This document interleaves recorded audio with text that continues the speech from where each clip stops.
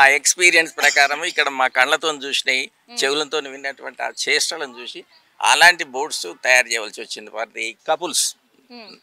అంటే so called couples, not at couples.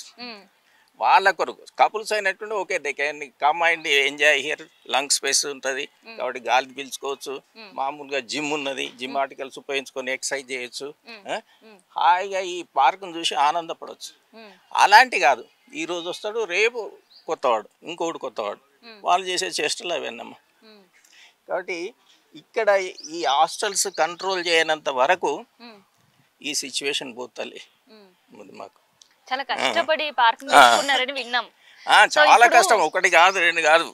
మేము అప్పుడు ఒకటే బోర్ ఉండేది. అవును విన్నాము. వాటి పార్క్ మీరు సంపాదించుకోవడానికి పడ్డ కష్టం ఏంది, ఆ తర్వాత దీని డెవలప్మెంట్ కష్టం ఏంది అన్న కూడా మేము విన్నాము.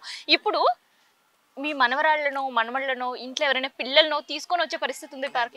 లేదు, అస్సలు లేదు.